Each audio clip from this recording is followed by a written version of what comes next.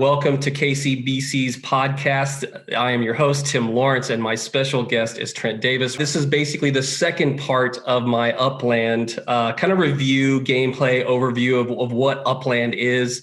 Trent, also known as tdavis in the game. And it's one of the things I love about this game also is you have these pseudonyms or you have these made up names in the game that kind of follow you throughout the game. And it's something that kind of cements you in the game. The point being is that this game, if you help somebody and you aid somebody, there is the part of Kansas City Bitcoin cryptocurrency. We operate by donations. And so if you feel in your heart that we've helped you, then you can go to our donations page at the kcbc.com/donations and you can donate there.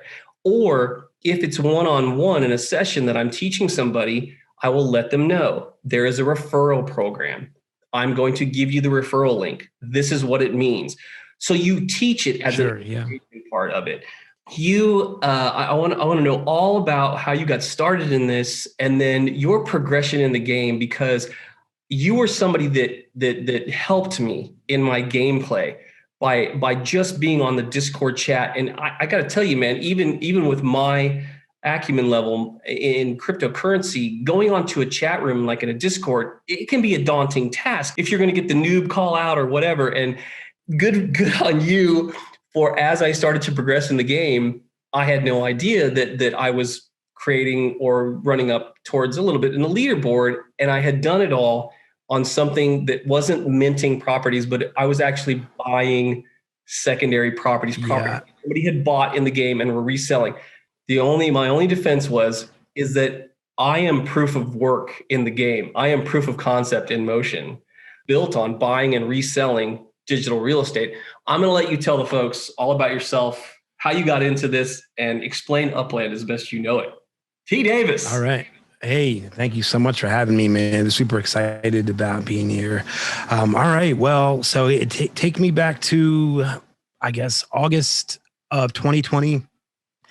And I had been into Ethereum, Solidity, DAPPS, and the website stateofthedapps.com. And I would visit it pretty often to just see what was going on in the space, right? Like what new dApps are out there. Because I'm an aspiring dApp developer myself. And so that's how application, right? That's what you're talking about at decentralized. Sorry. Yes. I did the acronym thing, assuming people know it.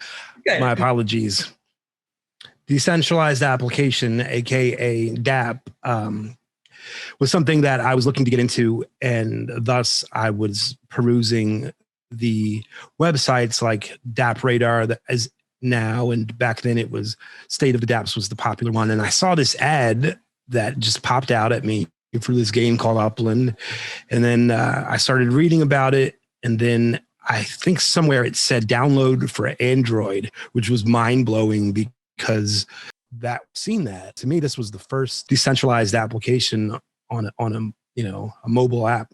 Yeah. And so I downloaded it and it was even more blown away because had you seen the games prior to August 2020, they were pretty bad. The technology behind the scenes is incredible, but these guys aren't UI guys. Like, they're not user interface. They're usually not really good with, eye-popping graphics, and Upland by those standards was just amazing. And so it had me hooked just on that, the fact that it was a mobile app and it was a playable game. I think I started in without a referral link, of course, because I didn't know. And I think I spent $20 on the in-game currency, figuring that this, like, let me just give this a shot. I'll throw $20 at it. Why not? And boy, that was a mistake. It's, because the next thing I know, Davis, that's exactly what I think. Yeah, that 20 is like it's 120, and like the first 3 days, like you go up pretty quickly once you start getting the hang of it. And then I made the mistake. So had I not gotten on an airplane from Upland, San Francisco to fly to Upland, New York City, which New York City wasn't even released yet. There was literally one property there, the Genesis property, and there was nothing to do at all there. And I didn't know that. And so I thought I discovered the airport and I'm going to go fly to somewhere, right?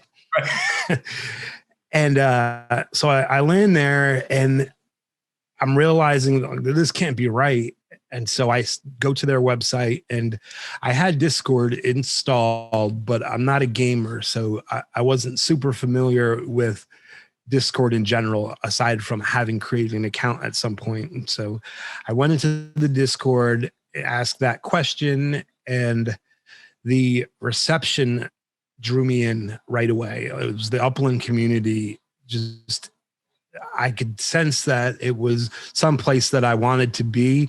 If you remember back in that time frame, things were pretty heated on other social media platforms, sure, just nonstop, right? And so going into what I just consider another social media app and not seeing that, I was like, hey, this is pretty cool. Like I want to be here and talk to people. I want to be social. And the reason we're on Discord is because the in-game, there's no real chat mechanism. You can't talk to other Correct. In-game. It's a feature I really hope is coming because there's a gameplay strategy there, but yeah, you do have to be a little bit more familiar with Discord, and Discord can be in and of itself a little bit, it's a learning curve to understand what's going on there. Oh yeah. So definitely. Continue ahead. So you jumped into Upland's. Yeah. And I think I came in right in the middle of something exciting. I think it was University Mound, which is a neighborhood in San Francisco. And they were trying to sell it out. And that's when I first experienced upland FOMO, I think, fear of missing out, just seeing all these people buying. And I think at some point I had seen a player by the name of Nitrin, who is, one of the game's big players. He's real big into Second Life, if you know that game. Yeah. Also, but I had seen him interacting with another new player, and he just offered to buy one of their upland properties for like 45,000 UPIX, which is like the equivalent of $45. And it was definitely not a $45 property. And so I made some kind of comment like, man, I wish somebody would buy my property for 45K. I had to get the pro status with cash, right? And it was just it was all in jest. I wasn't serious. And then he said, let me see your properties. And so, of course, I showed it to him. And then he picked which one and said, sell me this one for 35 or 40 or whatever. And from that moment on, like that's all it took. It was, then I was back every single day. And I've been trying to repeat that and replicate that time and time again. And it's a real thing, that paying it forward. It's just amazing at how it's early on. It's like it's like being in this club that you have this favorite rock band and it's your rock band. It's, right. You're against us until you're in our club and then we love you. You know what I mean? It's that kind of feeling. Yeah.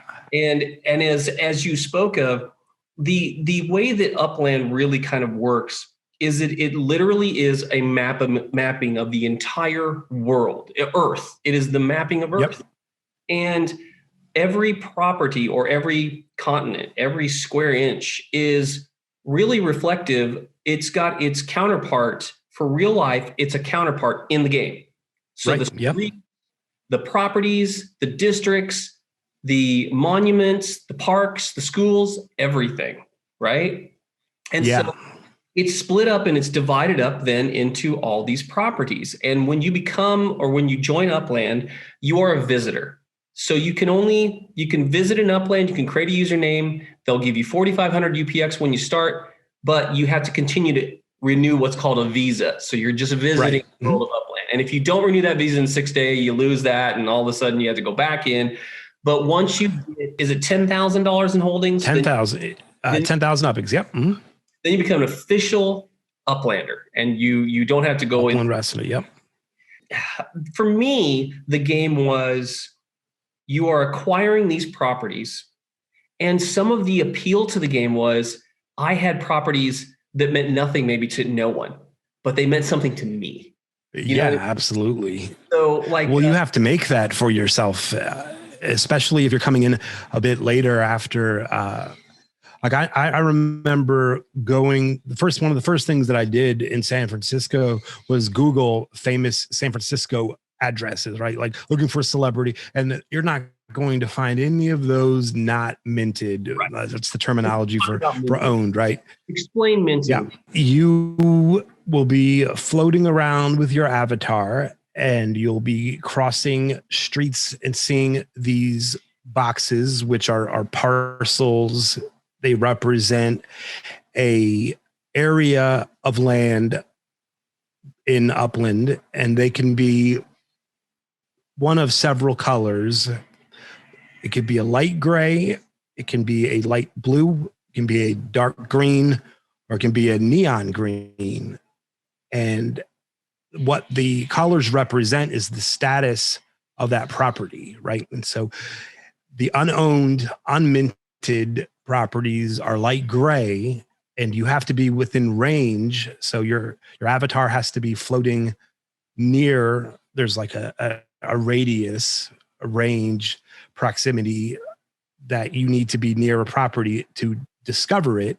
And when you discover it, it turns bright neon green. And at that point, you're able to mint it, which really just means buy. Just purchasing it. They're synonymous. Yeah. And the movement in the game is one of the things that's hard to get your mind wrapped around. So imagine everything that you know about moving around in the real world. Like you would walk, you would take a bike, you would take a bus, you would take a train, you could take a car. Like you had said, you had to fly from one city to another. You could take a train from one city to another.